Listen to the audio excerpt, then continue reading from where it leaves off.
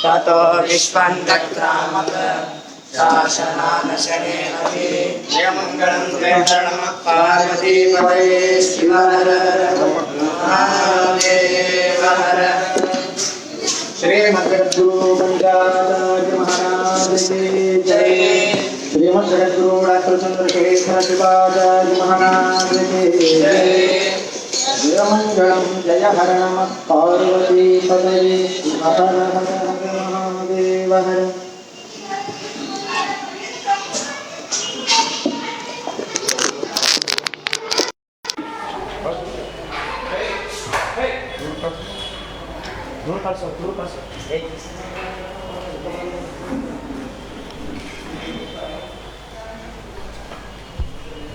Start में श्री गणेश शारदा गुरुभ्यो नमः। हरः ओम। पंचाननमुखोद्भूतान् पंचाक्षरमनोपमान् पंचसूत्रकृतो वन्दे पंचाचार्यान् जगद्गुरून्। विश्वेशलिङ्गसम्भूतं विश्वविद्याविबोधकं विश्ववन्द्यं सदा वन्दे विश्वाराध्यं जगद्गुरुं। शिवाचार्यवरेण्याय शिष्यवात्सल्यमूर्तये श्रीचन्द्रशेखरेन्द्राय शिवाय गुरवे नमः। गुरुर्ब्रह्मा गुरुर्विष्णुः गुरुर्देवो महेश्वरः गुरुः साक्षात् परब्रह्मा तस्मै श्री गुरवे नमः। गुरवे सर्वलोकानां भिषजे भवरोगिणां निधये सर्वविद्यानां दक्षिणामूर्तये नमः। वागर्थाविव सम्पृक्तो वागर्थप्रतिपत्तये जगतः पितरौ वन्दे पार्वती परमेश्वरौ। श्रीगुरुभ्यो नमः।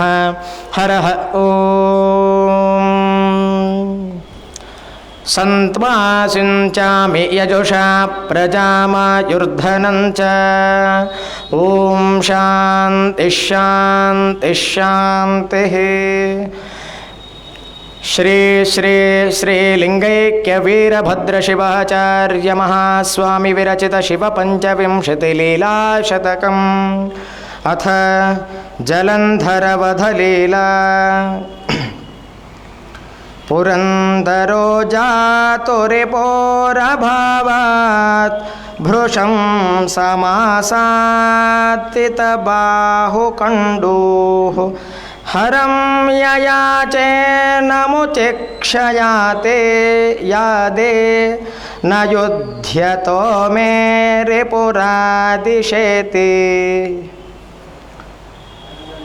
वर्धिष्णोर्विहिताद्वृषल्लयमितिर्जिष्णो न जाने क्वचित् कश्चिद्वा रिपुकाङ्क्षिणं जगति को भोगे रुचं वाञ्छति।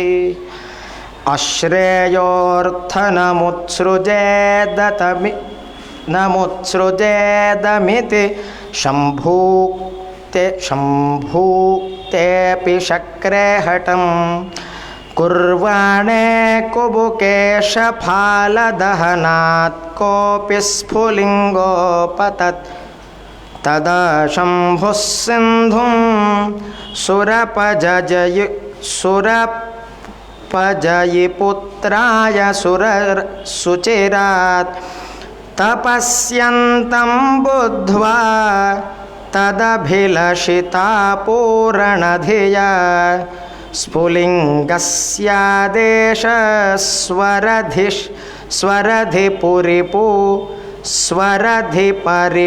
स्वरधिपरिपूराक्षस इति तमच्छाचिक्षेप नलकणमथासौ शिशुरभूत्।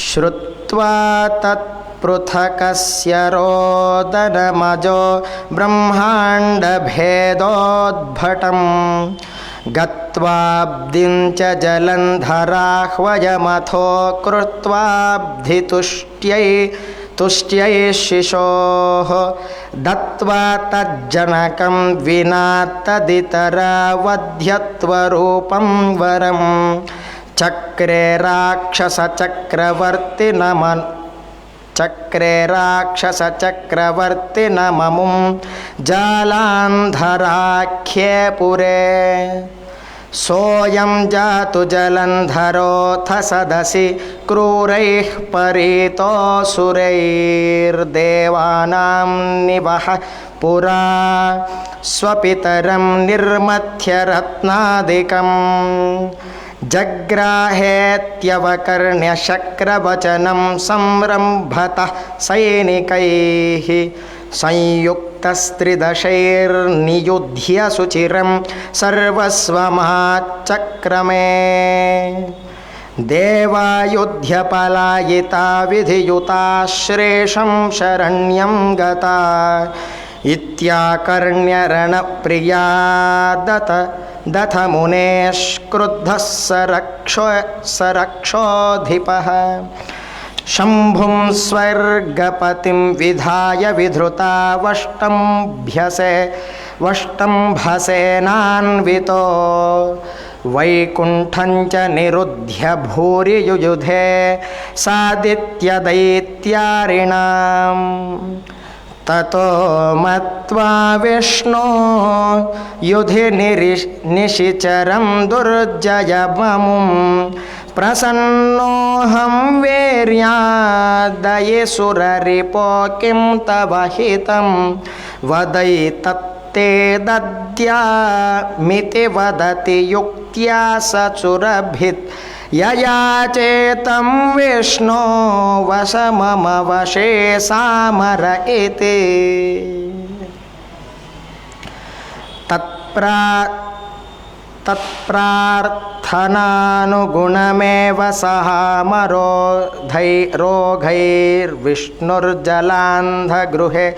जलान्धरगृहे निवसन् चिरेण ज्ञात्वा तं विधिवरादितरैरवध्यं गूढं प्रधाप्य गिरिशं शरणं प्रपेदे श्रुत्वा चारमुखात् सुरापसरणं दैत्याधिपः कोपितो जित्वा मां त्रिजगत्पतिं च विनतां त्रातुं क ईशो भवेत्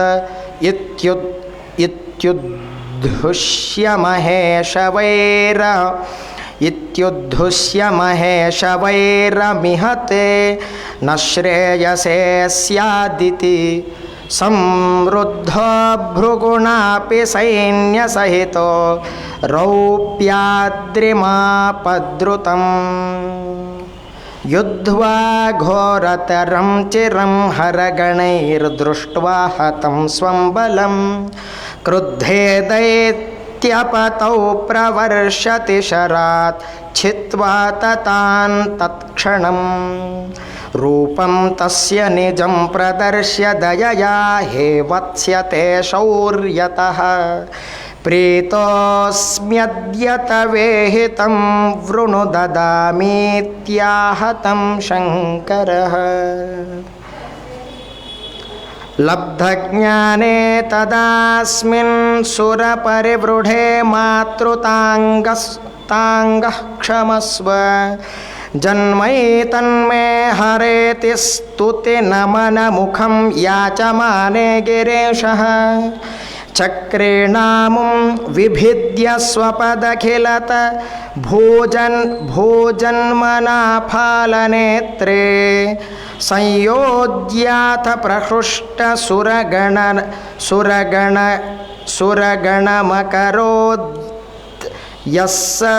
यस्य दद्यात् सुखं नः ॐ शान्तिः श्रीमद्जगद्गुरु पंचाचार्य महाराज के जय। श्रीमद्जगद्गुरु विश्वाराध्य शिवाचार्य महाराज के जय। श्रीमद्जगद्गुरु वीरभद्र शिवाचार्य महाराज के जय। श्रीमद्जगद्गुरु विश्वेश्वर शिवाचार्य महाराज के जय। श्रीमद्जगद्गुरु डॉक्टर चंद्रशेखर शिवाचार्य महाराज के जय। जय मंगलम जय हर नमः पार्वती पतये शिव हर हर हर महादेव।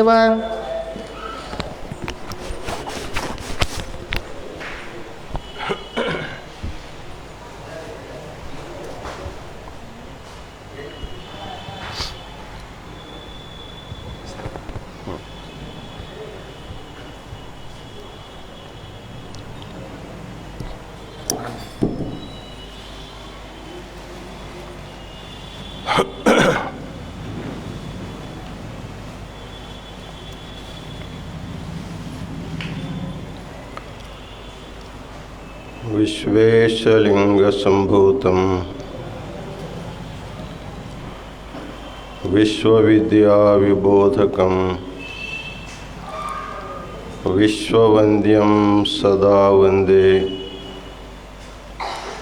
विश्वाराध्यं जगद्गुरुम्।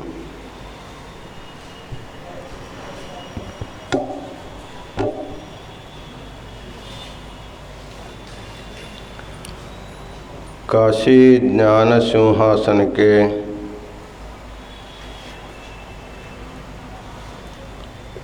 अनादि सनातन गुरु परंपरा को अनंत प्रणिपात समर्पित करते हुए इस पवित्र चातुर्मास के उपलक्ष्य में काशी ज्ञान सिंहासन महापीठ में लोक कल्याण के लिए ज्ञान महाकुंभ का आयोजन किया गया है। आज के इस ज्ञान महाकुंभ में उपस्थित अंबाजोगाई संस्थान मठ के षटस्थल ब्रह्मा शंभुलिंग शिवाचार्य स्वामी जी,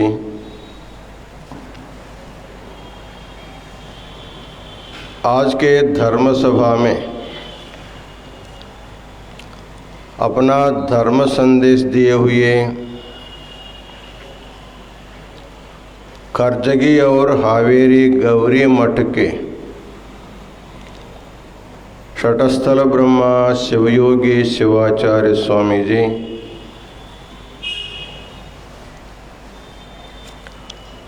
संपूर्ण कार्यक्रम का अमोघ सूत्र संचालन कर रहे बार्शी दहीवड़कर मठ के षटस्थल ब्रह्मा गुरुसिद्ध मणिकंठ शिवाचार्य महाराज, काशी वीरशैव विद्वत संघ के समस्त विद्यार्थीगण, श्रीपीठ के समस्त सेवक वर्ग, यात्रा के निमित्त आए हुए समस्त सद्भक्तगण और माताओं,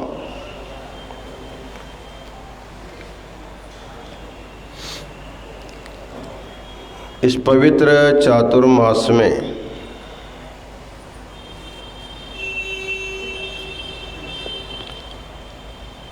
ज्ञान कुंभ के निमित्त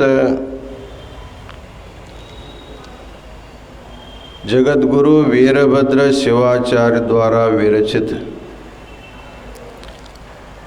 शिव पंचविंशति लीला शतकम का हम लोग चिंतन करते जा रहे हैं। भगवान शिव की लीलाएं अनंत है और सभी लीलाओं के द्वारा इस संसार में रहने वाले प्रत्येक प्राणी को कुछ न कुछ अमूल्य प्रबोधन वो करते हैं। भगवान शिव संपूर्ण जगत के माता पिता होने के कारण जैसे सभी माता पिता अपने पुत्र के हित चाहते हैं, संतान के हित चाहते हैं, उनके सभी का कल्याण ही चाहते हैं, वैसे भगवान शिव भी विश्व में रहने वाले सभी जीव जंतुओं को कल्याण के लिए कुछ न कुछ निमित्त बना करके अनेक प्रकार के लीलाओं को करते रहते हैं। वैसे आज की लीला है जलंधर वध लीला। जलंधर नामक राक्षस को वध करके लोगों को जो कंटक हुआ था, कंटक से मुक्त किया था, ये लीला आज की लीला है। जलंधर की उत्पत्ति होने के लिए क्या कारण था? क्यों जलंधर राक्षस इस संसार में आया? इसका बहुत सुंदर प्रसंग जो है जगतगुरु वीरभद्र शिवाचार्य जी बताते हैं। पुरंदरो जातु रिपोर अभावात वृषम समासादित बाहुकंडूह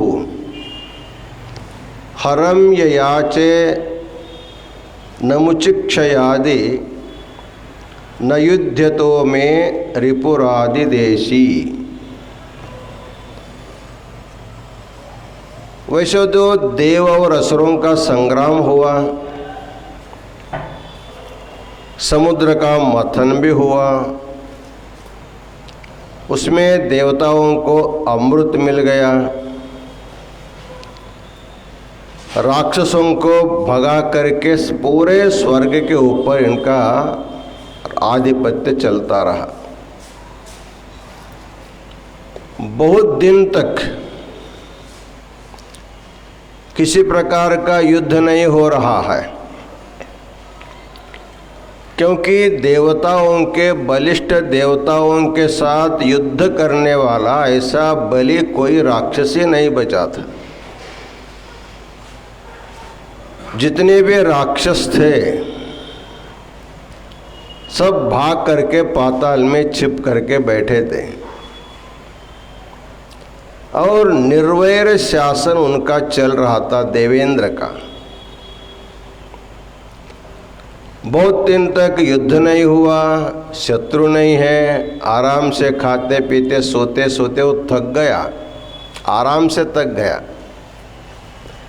झगड़ा करने वाले आदमी को हमेशा झगड़ा चाहिए। जो रजोगुणी व्यक्ति होता है वो कभी शांत नहीं बैठता।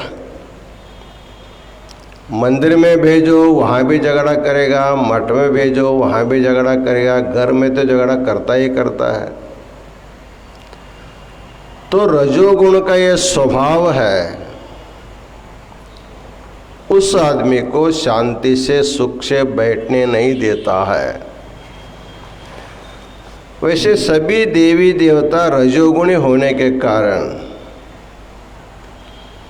देवों का जो अध्यक्ष था वो महारजोगुणी था, देवेंद्र। तो उनको लगा कि मेरे साथ युद्ध करने वाला कोई शत्रु ही नहीं है। तब उन्होंने भगवान के पास गया, भगवान शिव जी के पास कैलाश गया, जा करके प्रार्थना करता है, भगवान बहुत दिन हो गए मेरे भुजाओं को युद्ध करके, मेरे भुजाएं फड़फड़ा रहे हैं, कब युद्ध हो जाए, कब युद्ध करूं। लेकिन युद्ध करने के लिए मेरे सामने मेरे सामर्थ्य के अनुरूप कोई शत्रु नहीं है। इसलिए कृपा करके एक शत्रु का निर्माण करो। देखो कितना अच्छी बुद्धि है इसकी। आराम से रहना छोड़ दिया, भगवान के शिव के पास जा करके शत्रु को मांग रहा है, बड़ा शत्रु, प्रबल शत्रु को मुझे दे दो। भगवान शिव ने करे देवेंद्र थोड़ा सोचो, तुम लोग कई युगों में युद्ध करते करते अभी तो तुम शांति से बैठ रहे, सो रहे हैं, नंदन वन का विहार मिल रहा है, अप्सराओं का सहवास मिल रहा है, पीने के लिए अमृत आपके पास विद्यमान है और संपूर्ण स्वर्ग का आधिपत्य तुमको मिला है। अब जीतने के लिए कुछ बचा भी नहीं है।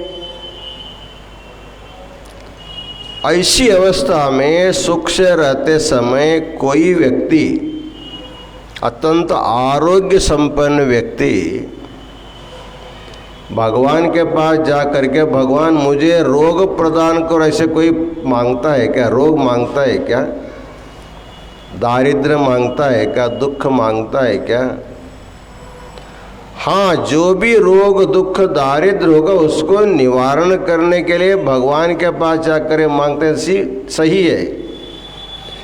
लेकिन तुम्हारी जो मांग है, हमको लगता है स्वस्थ आदमी रोग को जो मांगेगा वैसे तेरी बुद्धि हमको लगती है। और शत्रु विहीन राज्य में रहने वाला तुमको शत्रु की क्या अपेक्षा पड़ रही है? इसलिए हमको तुम्हारी जो अपेक्षा है उतना अच्छा, उतना स्वस्थ नहीं लग रहा है। तुम सोचो, 10 बार सोचो, 100 बार सोचो, 1000 बार सोचो, एक बार देने के बाद तुम पछताओगे। इसलिए सोचो, समझो और शत्रु के गले पड़ने का तुम्हारे जो दुर्बुद्धि हो उसको छोड़ दो। लेकिन उसको युद्ध करने की बहुत उत्कंठा हो गई थी।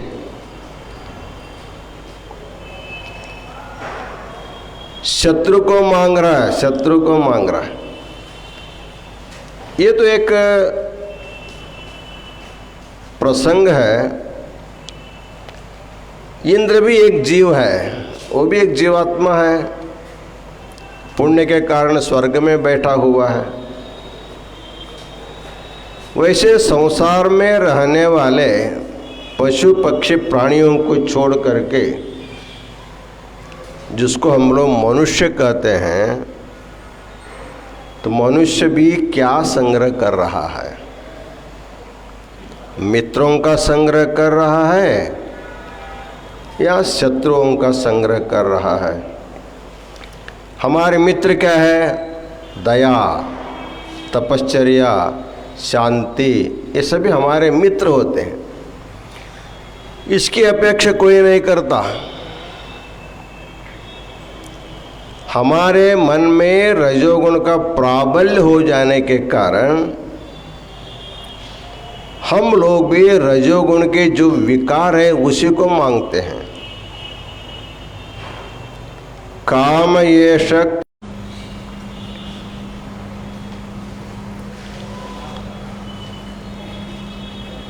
पूरा जो संसार में रहने वाले जो मनुष्य प्राणी हैं, मित्रों के संग्रह के पार शत्रुओं के संग्रह ज़्यादा करता है। अर्थात ज़्यादा से ज़्यादा सभी लोग रजोगुणी होने के कारण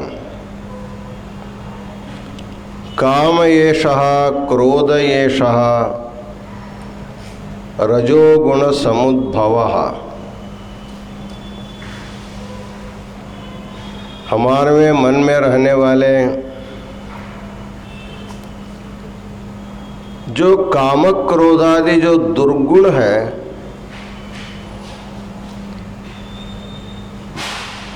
उसका प्राकट्य का मूल कारण रजोगुण होता है।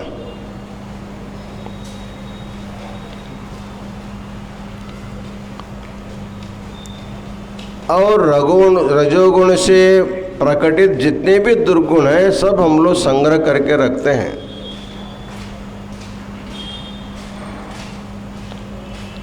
काम क्रोध आदि जो है रजोगुणों के कारण उत्पन्न होते हैं।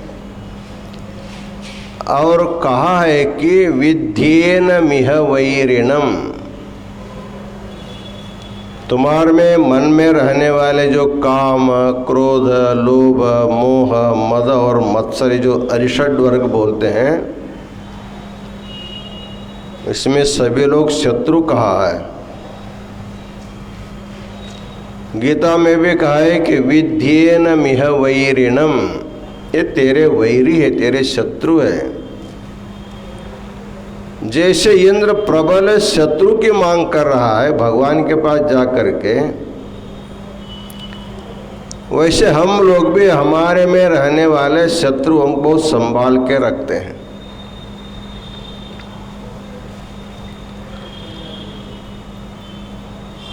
कभी कभी हम अपने क्रोध को पूर्ण करने के लिए किसी व्यक्ति के ऊपर हमारा क्रोध हो गया, उसको उपयोग करने के लिए हम लोगों को बहुत बार बहुत दिन तक इंतज़ार करके रहना पड़ता है, उसको संभाल के रखे रहते हैं। उसको जैसे ही मौका मिलता है उसका प्रयोग करते हैं। काम का, क्रोध का, लोभ का, मोह का, मद का, मात्सर्य का, हम उसको बहुत संभाल के रखते हैं। और उसका प्रयोग करने का, प्रतिकार करने का अवसर जब मिलता है उस समय हम उसको प्रयोग कर लेते हैं। इस प्रकार संसार में रहने वाले जितने भी प्राणी हैं, मनुष्य प्राणी हैं, देवेंद्र के जैसे भगवान सब लोग मांग करके उसको छिपा के रखे हुए हैं, शत्रुओं को रखे हैं। ये एक जन्म के शत्रु नहीं, दो जन्म के शत्रु नहीं, जब से सृष्टि हुई है तब से हमारे साथ ये शत्रु आए हुए हैं। और इन्हीं शत्रुओं के कारण हमको बार बार जन्म लेना पड़ता है। किसी के साथ प्रेम का संबंध है, लेन देन है, उसको चुकाने के लिए जन्म लेना पड़ता है। किसी के साथ शत्रुता भाव, उसको चुकाने के लिए बार बार आना पड़ता है। इस प्रकार हम अपने दुर्गुणों के कारण, शत्रुओं के कारण जैसे हम लोगों को बार बार जन्म लेना पड़ता है, फिर भी हम लोग उसको छोड़ने के लिए तैयार नहीं होते। ಅನಿಮಿತ್ತ ಹರಿಗಳೆನಿಪ ಕಾಮಾದಿಗಳಿಗೆ ತನು ಅನೇಕವನಿತ್ತೆ ಭವ ಭವಂಗಳಲ್ಲಿ।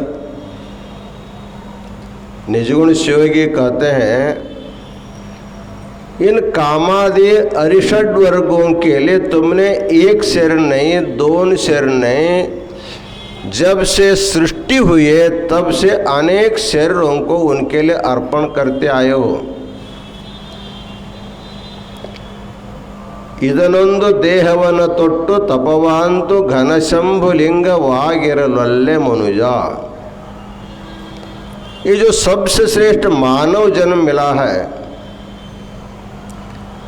इसमें उन अरिषड वर्गों को दूर रख करके तपोमय जीवन बिता करके सद्गति पाने की इच्छा तुम्हारे मन में नहीं हो रही है, ऐसे प्रबोधन करते हैं। वैसे तो 100 में 99% लोग शत्रुओं को नजदीक करते हैं। कश्चित धीरः प्रत्यगात्मानमैक्षत व्यावृत्त चक्षुः अमृतत्वमिच्छन् मनुष्याणां सहस्रेषु कश्चित् यतति सिद्धये। यततामपि शत्रुओं का हम लोग संग्रह करते हैं। उसी का परिणाम हमको बार बार जन्म लेना, पुनरपि जननम पुनरपि मरणम, जो संसार चक्र में हमको आना पड़ रहा है। कितने बार आए गए फिर भी उससे मुक्त होने की इच्छा जीवन की नहीं होती है। ये तो जीव का स्वभाव हो गया। अपने अहितकारी शत्रुओं को बार बार मांग करने का जो स्वभाव है, उसी स्वभाव के कारण देवेंद्र जो है भगवान से प्रार्थना करता है, भगवान मैं ऐसे आराम बैठ करके मैं थक गया हूँ, मेरे साथ युद्ध करने के लिए प्रबल शत्रु चाहिए, वो शत्रु को प्रदान करो।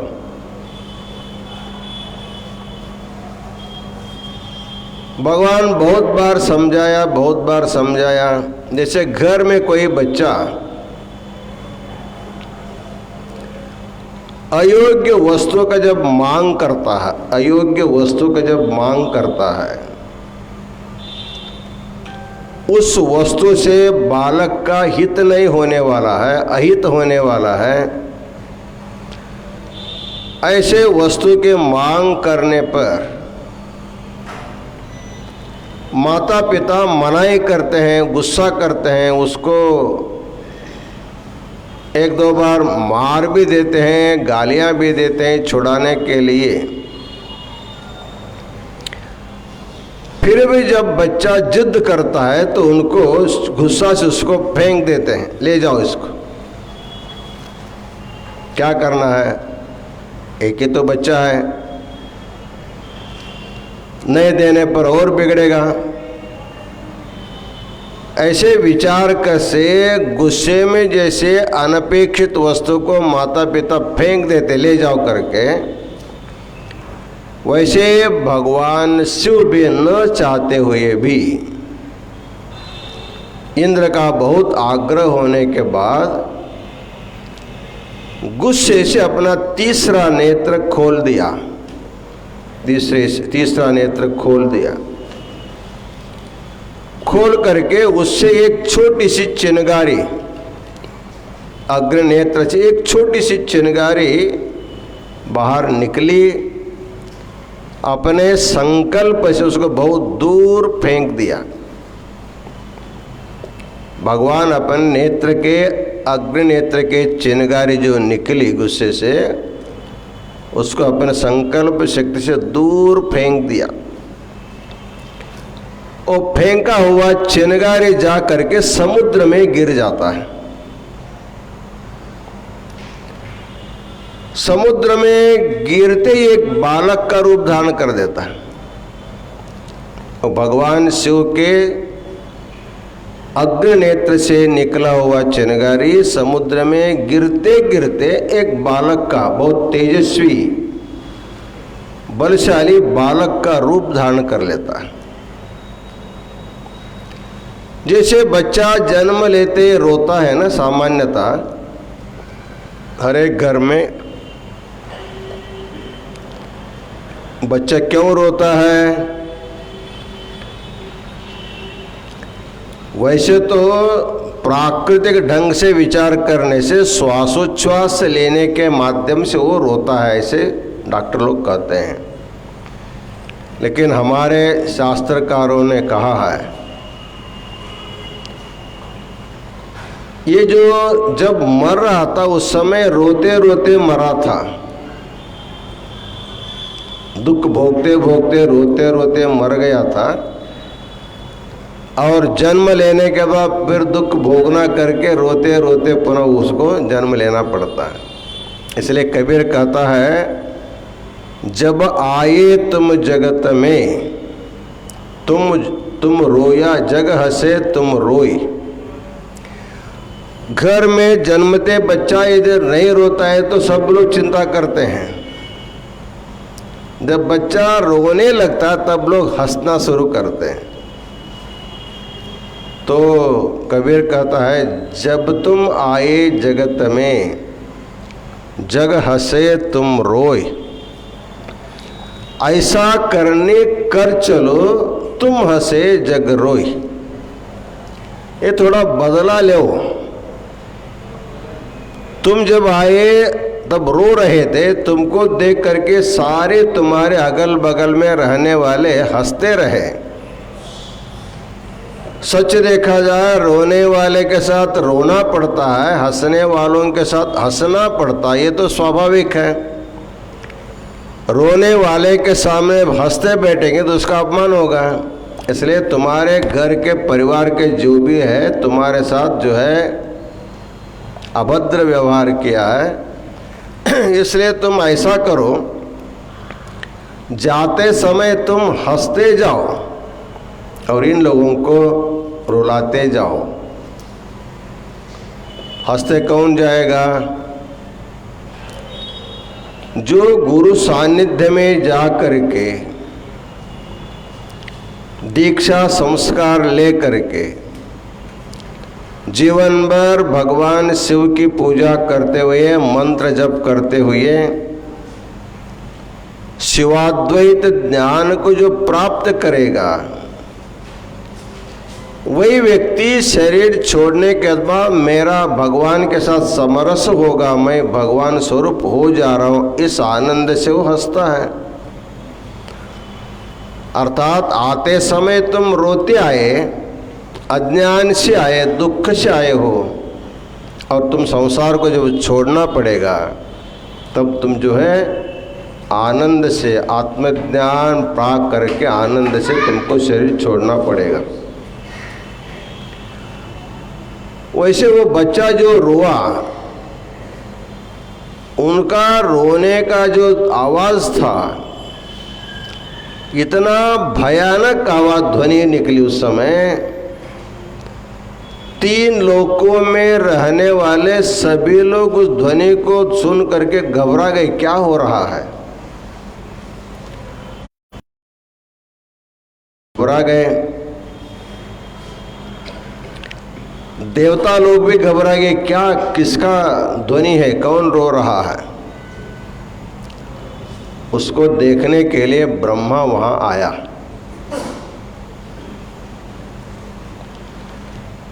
ब्रह्मा उस ध्वनि के सुनते सुनते सुनते आया तो समुद्र किनारे आया, तो समुद्र में वो बालक था। उस समय समुद्र राजा भी ऊपर आया ध्वनि सुन करके, और ब्रह्मा जी के गोद में उस बालक को दे दिया। बहुत अच्छी बात है। हमारे घर में बहुत सालों बाद ये बच्चा हुआ है, और मैं भी एक अच्छा बलशाली बच्चे को मैं मांग रखा था, मुझे चाहिए, क्योंकि मेरे घर के सारी चोरी हो गई। मेरे घर में जितनी संपत्ति थी, उच्चैश्रव घोड़ा था, ऐरावत हाथी थी, महालक्ष्मी थी, कामधेनु था, कल्पवृक्ष था, ये सारे कीमती वस्तु मेरे घर से सभी देवता लोग मंथन करके चुरा के ले गए। मेरा घर खाली खाली सुना सुना पड़ा हुआ है। इन देवों के साथ बदला लेने वाला एक बलशाली संतान की इच्छा मुझे भी रही, ऐसे समुद्र बोलता है ब्रह्मा जी से। मेरे बहुत दिनों की कामना थी, एक बलशाली पुत्र मुझे मिले, देवों के साथ अपना शक्ति प्रदर्शन करके सारी संपत्ति वापस ले आए। तो ऐसे हमारे घर में बहुत दिनों के बाद बच्चा हुआ है, आप इसको संस्कार कीजिए। हमारे भारतीय संस्कृति का नियम होता है, जैसे घर में बच्चा का जन्म होता है तब से उसको संस्कार देना प्रारंभ कर देना पड़ता है। पहला होता है जातकर्म संस्कार, उसके बाद होता है नामकरण संस्कार, उसके बाद होता है अन्नप्राशन संस्कार, दीक्षा संस्कार आदि सभी 16 प्रकार के जो संस्कार होते हैं, तो संस्कार करने से संतान शुद्ध होता है। इसलिए सिद्धांत शिखामणि में कहा गया है, विशुद्धा प्राकृताश्चेति द्विविधा मानुषा स्मृता शिव संस्कारिणः शुद्धाः प्राकृता इतरे मताः। इस संसार में रहने वाले संपूर्ण समाज को दो भागों में विभक्त, एक शुद्ध मानव, एक प्राकृत मानव। जिसको जन्म लेने के बाद समय समय पर संस्कार किए जाते हैं वो शुद्ध कहलाता है। जिसके ऊपर किसी प्रकार का संस्कार नहीं होता है वो प्राकृत होता है, पशु के जैसे होता है। तब समुद्र राजा ने प्रार्थना किया ब्रह्मा जी को, ब्रह्मा जी आप तो प्रजापति है, चतुर्वेदी है, सभी कर्मकांड आप जानते हैं, अनायास मेरे बच्चे के आवाज़ सुन करके आप आया है, मुझे तो बुलाना नहीं पड़ा, वो खुद एक बच्चा ने आपको बुलाया है, तो आप इनको संस्कार करो, साथ ही साथ इसको एक सुंदर नामकरण करो। सुंदर नामकरण, इसको क्या नाम रखना चाहिए? जैसे ही ब्रह्मा जी उस बालक को अपने गोद में लिया, उसको संस्कार करने लगा, उस समय बच्चों का स्वभाव होता है, उनका हाथ जो है ऐसे चुपचाप नहीं रहता, जो भी मिलेगा उसको पकड़ना, उसको खींचने का उसको स्वभाव होता है। हम लोग कभी कभी बच्चों को गोद में लेते हैं, हमारे गले के रुद्राक्ष माला खींचने लगते हैं। उसी प्रकार ब्रह्मा जी जब उस बच्चे को अपने गोद में लिया, उस समय वो बच्चा ब्रह्मा जी को दाढ़ी पकड़ा, इतना जोर से उसको खींचा, इतना जोर से खींचा, ब्रह्मा जी को इतना दर्द हो, उसके आंखों से पानी गिरने लगा, रोने लगा। वो एक ही झटका में ब्रह्मा जी को रुला दिया। वो इस घटना को देखने के बाद ब्रह्मा जी ने कहा, देखो ये तुम्हारा जो बालक है बहुत प्रभावी है, बहुत सामर्थ्यवान है, इतने इतने हाथ है, मेरे दाढ़ी को पकड़ते ही मुझे इतना दर्द होने लगा, ये किसको क्या करेगा मालूम नहीं है। इसका जन्म जल में हुआ है, समुद्र के जल में इसका जन्म हुआ है, साथ ही साथ मेरे आंखों में जल निकाला ये इन्होंने खींच करके, मेरे दाढ़ी खींच करके, इसलिए इसका नाम जलंधर ऐसे मैं राम रखता हूँ। तो ब्रह्मा जी प्रसन्न हुए और समुद्र राजा ने कहा, इनको सब आप पढ़ाइए, बच्चा है तो इनको ज्ञान देना पड़ेगा। तब उन्होंने शुक्राचार्य को बुलाया, जो राक्षसों का गुरु है शुक्राचार्य। उस शुक्राचार्य को बुला करके उनके सुपुर्द कर दिया, इस बच्चा का दीक्षा शिक्षा देना, आप तो राक्षसों के कुलगुरु है। हमारे धर्म संस्कृति में ये नियम है, प्रत्येक वंश के लिए गुरु होता है, कुलगुरु होता है। वैसे सनातन वीर शैव धर्म में ये परंपरा प्राचीन काल से अभी तक चली आ रही है। जो भी अपने घर के जो भी कार्यक्रम संस्कार होना होगा तो अपने कुल गुरु के सानिध्य में कर लेना पड़ता है। तो उसी प्रकार ब्रह्मा जी ने कहा शुक्राचार्य को बुला करके, ये तुम्हारा वंश है कि गुरु है, तुम राक्षस वंशों के गुरु तुम है, इसको पढ़ाओ लिखाओ बड़ा करो, उनको ज्ञान दो। तो शुक्राचार्य के निगरानी में जालंधर जो है विद्याभ्यास सीखा, शस्त्र विद्या सीखा, सब कुछ उन्होंने पढ़ा लिखा। उस समय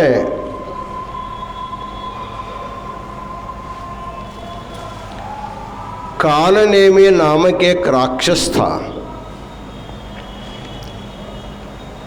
उनको एक बहुत सलक्षण सुशील एक कन्या थी। उनको वृंदा नामक एक कन्या थी। वो भी राक्षस था। राक्षस कुल में बलशाली चरित्रवान एक वर को वो ढूंढ रहा था। प्रत्येक कन्या के पिता के मन में भावना होती है, एक अच्छा वर हमको मिलना चाहिए जामाता के रूप में, मेरे पुत्री को जीवन भर सुख से रखना चाहिए, ऐसे भावना थी। तो समय कालनेमी अपने कन्या के लिए वर ही ढूंढ रहा था। तो शुक्राचार्य जो गुरु है ना, सब उनको मालूम रहता है। राक्षस वंश में हर एक घर में वो जाता रहता है। किसके घर में कन्या है, किसके घर में वर है, किसका संस्कार कैसा, सारा उनको मालूम रहता है। आजकल भी लोग अपने गुरु के पास जाते हैं, महाराज देखिए हमारे घर में कन्या है, हमारे घर में वर है। आप सब जगह परिभ्रमण करते रहते, एक अच्छा वर एक कन्या देख लीजिए, जैसे बोलते हैं। वैसे शुक्राचार्य ने बोला, कालनेमी तुम्हारी पुत्री के लिए एक बहुत सुंदर एक वर है जालंधर, उसी के से इसकी शादी होगी। बड़े धूमधाम से सभी राक्षस मिल करके उनकी शादी करते हैं। आजकल पंजाब में जो एक जालंधर सिटी है, जालंधर सिटी, वो जालंधर सिटी जो है वो जालंधर के राजधानी रही उस समय। जालंधर की राजधानी, उसका नाम जालंधर, जालंधर गांव बाद में पड़ा। उसमें इनका बहुत राजसी थाट पाट से उनका पट्टाभिषेक संपन्न हुआ।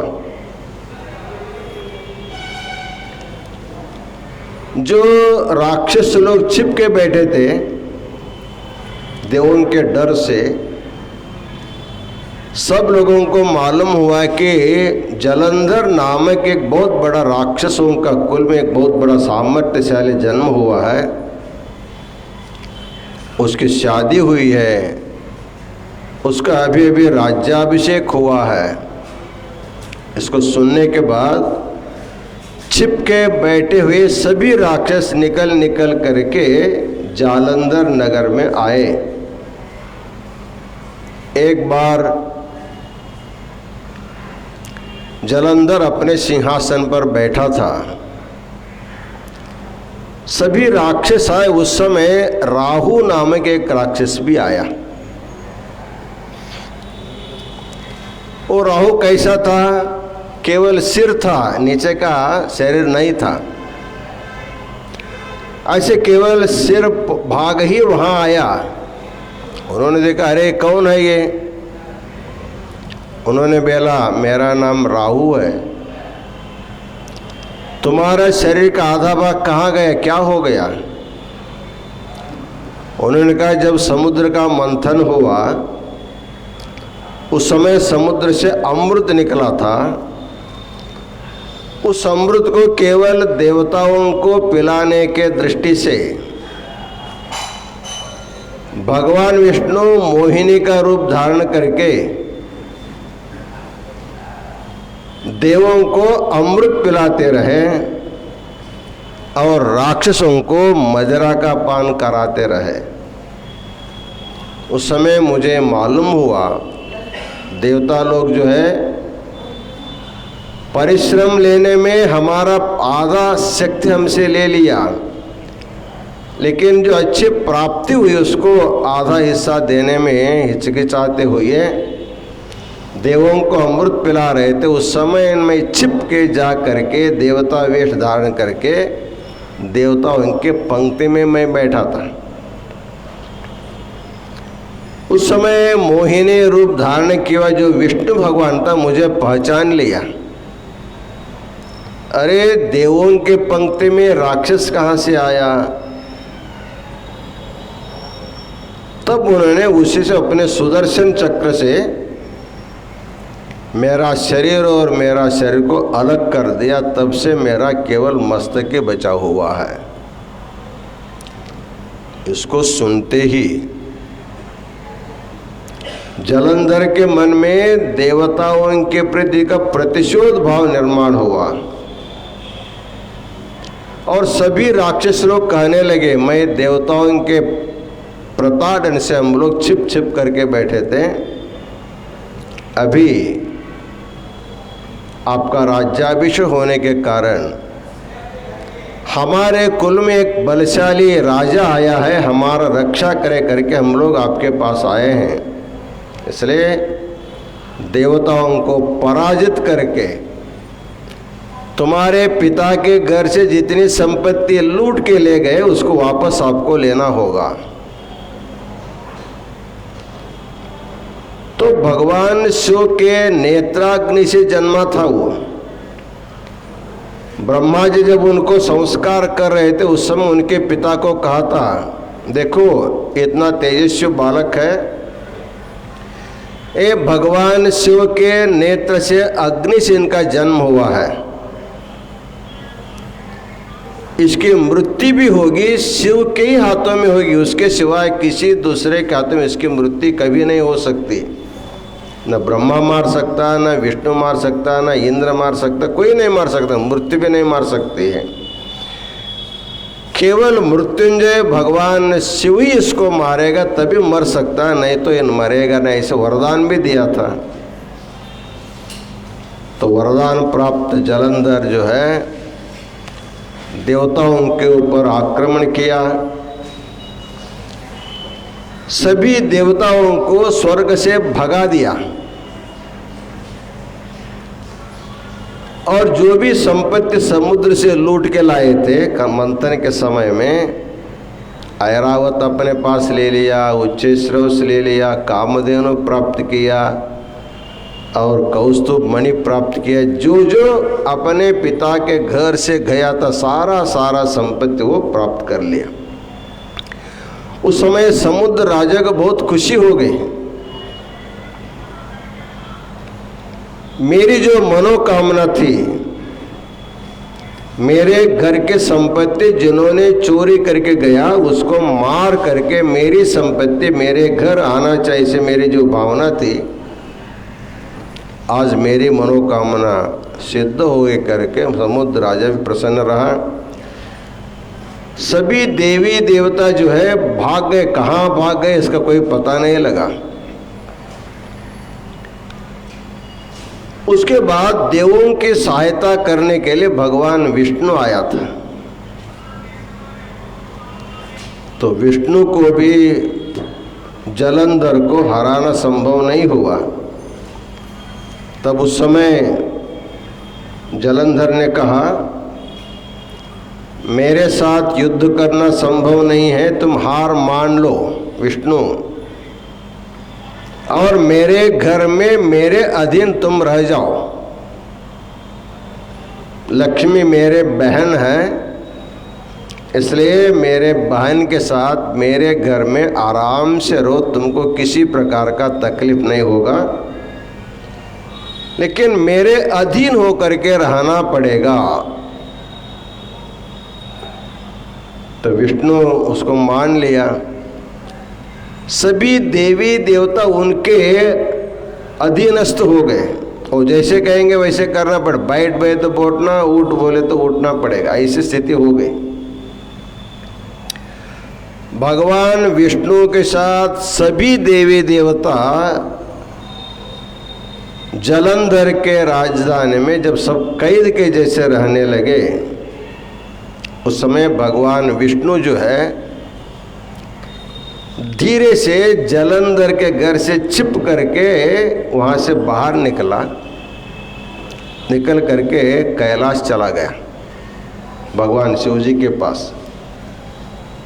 भोलेनाथ, जलंधर जो है आपका अंश है,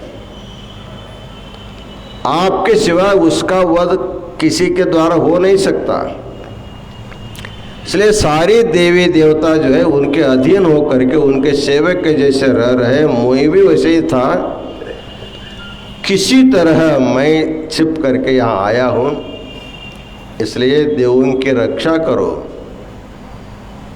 ये राक्षस का जो है पीड़ा अधिक हो गया है। आतता ये वदारहण, जो संसार को अति पीड़ा देने लगता है उसको भी वध करना है, शास्त्र का नियम है।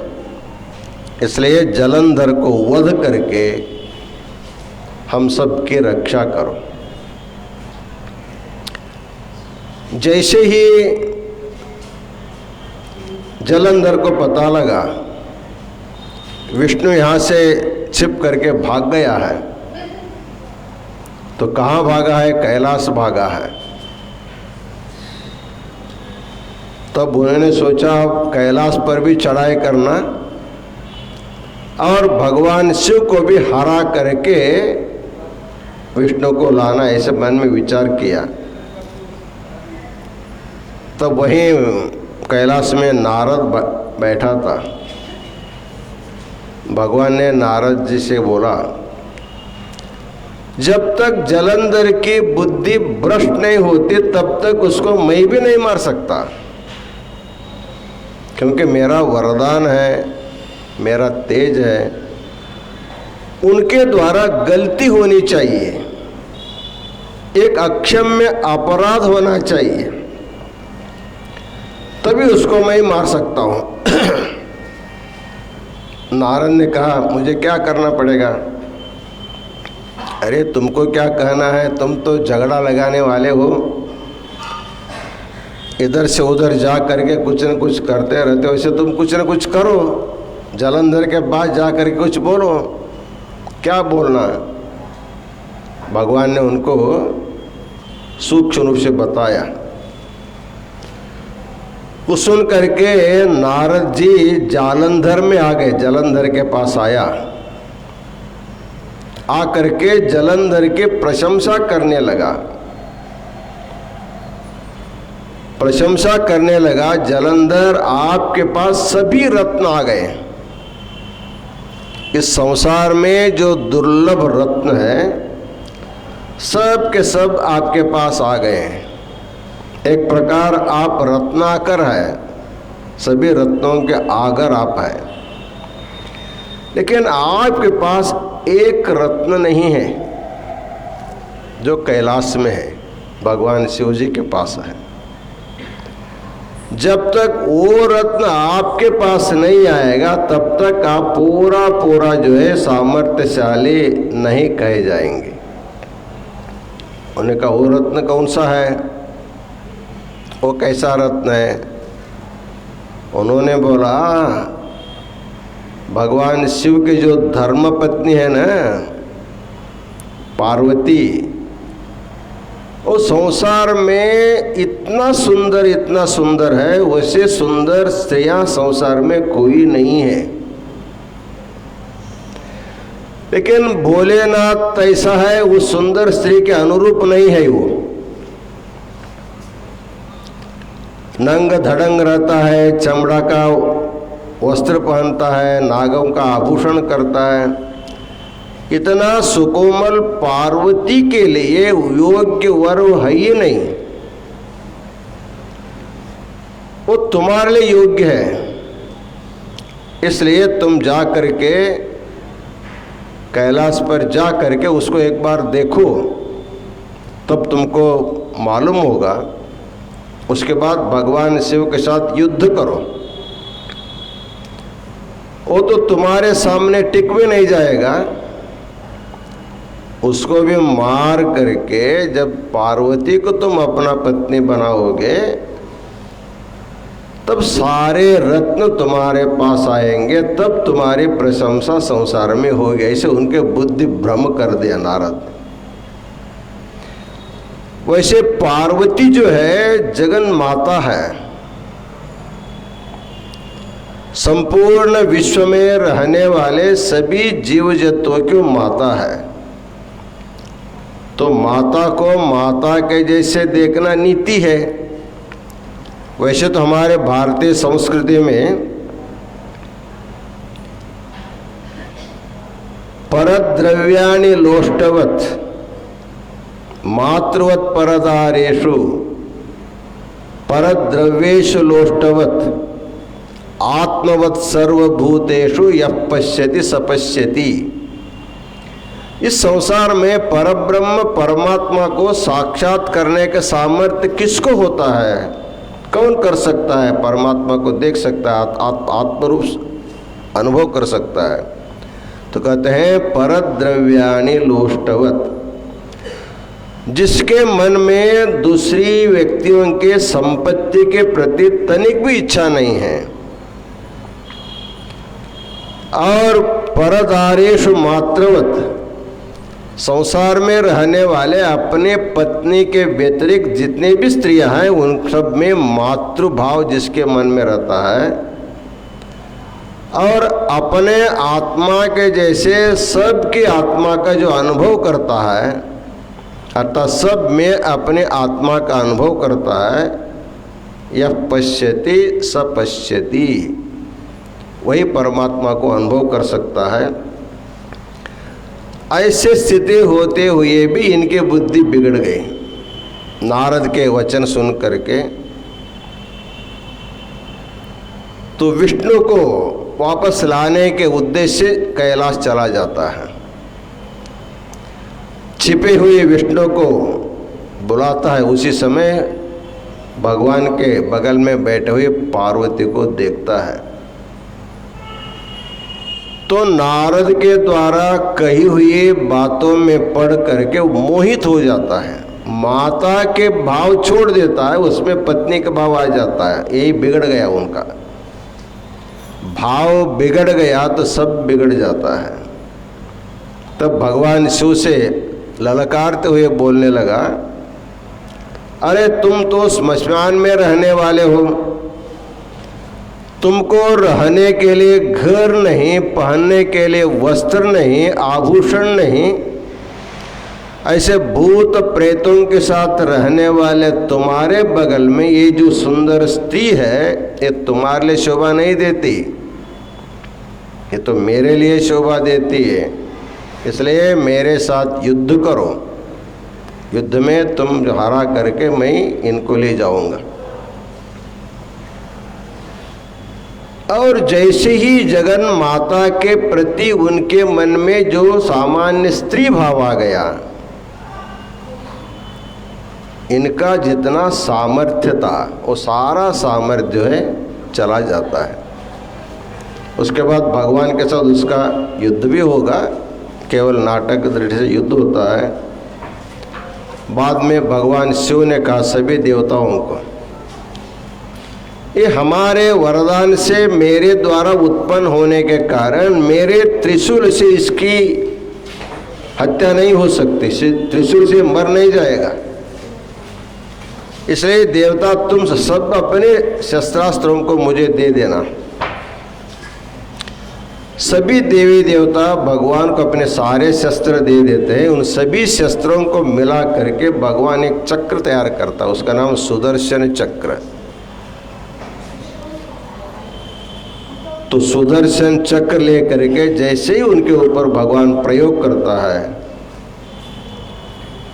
तो सुदर्शन चक्र जो उनके सिर को काट देता है, जलंधर का वध हो जाता है। ये भगवान की जो लीला है, इस लीला से हमको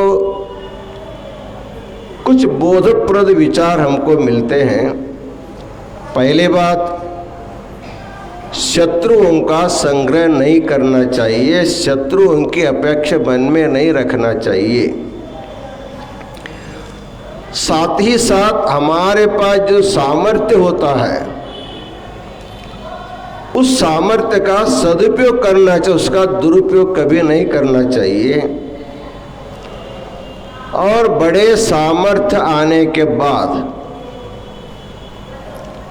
दूसरों को खेद दृष्टि से, तुच्छ दृष्टि से देखना नहीं चाहिए और स्त्री समाज के प्रति गौरव की भावना अवश्य रखना चाहिए। नहीं रखेगा तो उनका सारा पुण्य जो है नष्ट हो जाता है। इसलिए निजगुण शिवयोगी कैवल्य पद्धति में भगवान शिव के अनेक लीलाओं को बहुत सुंदर ढंग से वर्णन किया है। शरण जनर सदु हृदय दुड़ु परिशोभिशुत्तिवुद निन्न पादा। इसमें कहते हैं ಬೆಟ್ಟಿನೊಳು ಬರೆದ ಚಕ್ರವ ಜಲಂಧರನಿಗೆ ಕೊಟ್ಟು ಶಿರವರಿದುದು ನಿನ್ನ ಪಾದ। अपने हाथ से तैयार किया गया चक्र से जलंधर का शिरच्छेदन किया हुआ तेरा पाद का भगवान शिव की महिमा का गान करते हैं। वैसे जलंधर संहार लीला जो है संपूर्ण जग को बहुत कुछ प्रबोधन करने की लीला है। आज हम लोगों ने जलंधर लीला हम लोगों ने सुना है। इसमें आए हुए सभी प्रबोधन विचारों को मन में रख करके भगवान शिव के जो श्रीपाद है उनका स्मरण हमारे हृदय में सदा होते रहे, ऐसे भावना करते हुए आज का आशीर्वचन पूर्ण करते हैं। ओम शांति शांति शांति।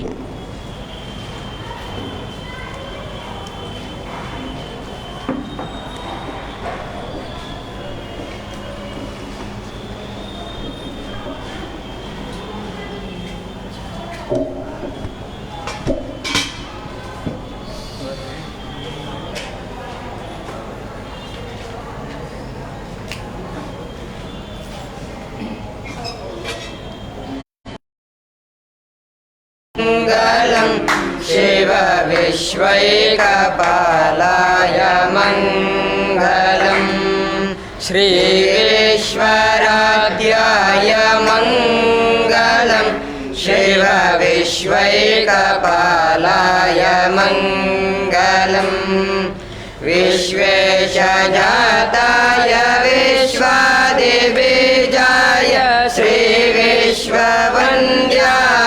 मङ्गलम् शिव विश्वैकपालाय मङ्गलम् चररुन्दवन्द्याय मङ्गलम् वरचरणीतिबोधाय मङ्गलम् गुरुरूपधाराय गुरुराधिराजाय परिभूतदेहाय मङ्गलम् शिव विश्वैकपालाय मङ्गलम् भवमूलभङ्गाय मङ्गलम् शिव शिवलिङ्गसङ्गाय मङ्गलम् भवमाङ्गलाङ्गाय शिवपिङ्गचूडाय कवितुङ्गसेव्याय मङ्गलम् शिव विश्वैकपालाय मङ्गलम् काशीपुरेशाय मङ्गलम् कविकाशीनाथेशाय मङ्गलम् क्लेशापहाराय पाशप्रमोचाय श्रीशादिमान्याय मङ्गलम् शिव विश्वैकपालाय मङ्गलम् श्रीविश्वराध्याय मङ्गलम् शिव विश्वैकपालाय मङ्गलम् शिव विश्वैकपालाय मङ्गलम् कर्पूरगौरं करुणावतारं संसारसारं सदा वसन्तं हृदयारविन्दे भवं भवामि सहितं नमामि सानन्दमानन्दवने वसन्तम् आनन्दकन्दं रथपापरुन्दं वाराणसीनाथमनाथनाथं श्रीविश्वनाथं शरणं प्रपद्ये श्रीविश्वनाथं शरणं प्रपद्ये विश्वेशलिङ्गसम्भूतं विश्वविद्याविबोधकं विश्ववन्द्यं सदा वन्दे विश्वाराध्यं जगद्गुरुम्। श्रीमज्जगद्गुरु पंचाचार्य महाराज की श्रीमज्जगद्गुरु विश्वाराध्य शिवाचार्य महाराज की श्रीमज्जगद्गुरु विश्वेश्वर शिवाचार्य महाराज की श्रीमज्जगद्गुरु डॉक्टर चंद्रशेखर शिवाचार्य महाराज की श्री काशी विशालाक्षी गंगान्नपूर्णेश्वरी समेत विश्वनाथ भगवान की मानवा धर्म के धर्मदिंदले विश्वಕ್ಕೆ वंदे वंदे नमः पार्वती पतये शिव हर हर महादेव हर।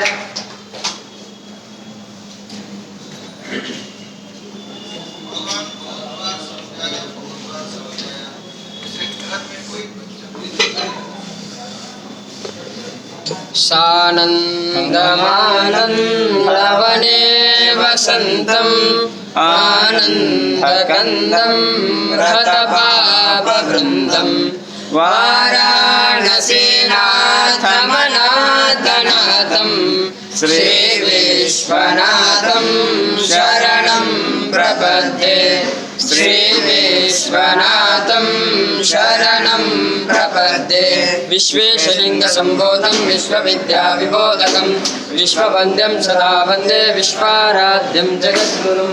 हरः ॐ सहस्रशीर्षा पुरुषः सहस्राक्ष सहस्रपात् समभूमिं विश्वतो हृत्वा अत्यजितदशाङ्गुलं पुरुष एवेदं सर्वं यद्भूतं यच्च भव्यं उतामृतत्वशेषाणः यदन्येनातिरोहति एतावानस्य महिमा अतो जायागुंसपूरुषः पादोऽस्य विश्वभूतानि त्रिपादस्यामृतं दिवे त्रिपादो